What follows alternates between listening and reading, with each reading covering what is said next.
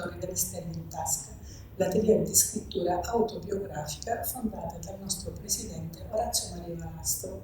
Ho conosciuto le stelle in tasca nella biblioteca Vincenzo Bellini di Catania. Io vado spesso in biblioteca o per prendere un libro, o per sfogliarlo e per assistere a degli eventi.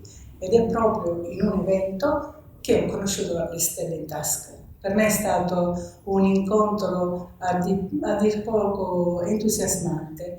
Mi hanno accolta senza giudizio, senza remore.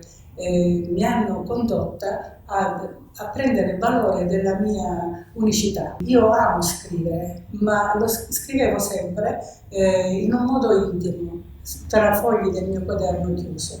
Da quando ho conosciuto le stelle in tasca, questo mio monologo è diventato corpo sociale. Ho preso valore di quello che poteva essere la mia storia. Io frequento con entusiasmo le stelle in tasca perché è un luogo dell'anima, della cultura, della conoscenza.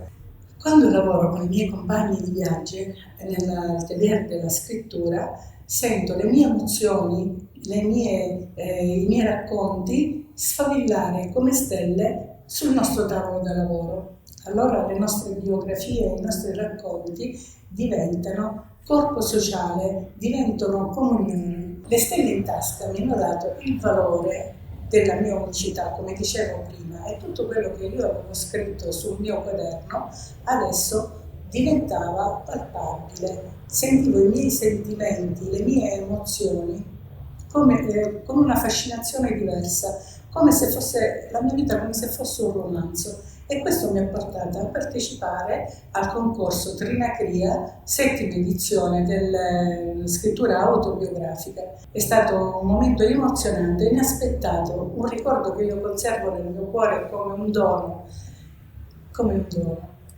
Ho imparato nell'atelier della scrittura ad avere un ascolto sensibile di me e degli altri, a percepire le emozioni e a farne comunione. Quando abbiamo un ascolto reciproco con i nostri compagni di viaggio, vediamo anche un'altra visione del vissuto. La mia storia si può coniugare con un'altra, è un momento di crescita, di riflessione. Per me è molto importante partecipare all'atelier di scrittura Le Stelle in Tasca, perché per me è un luogo dell'anima, della condivisione,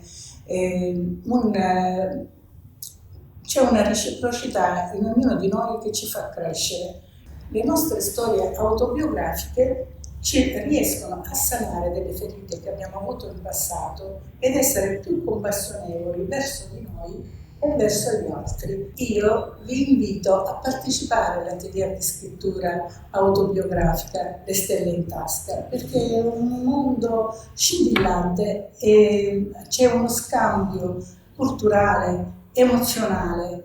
Scriviamo come un pittore con i suoi tavolazzi di colore, tutti i sentimenti vengono fuori e ci arricchiscono.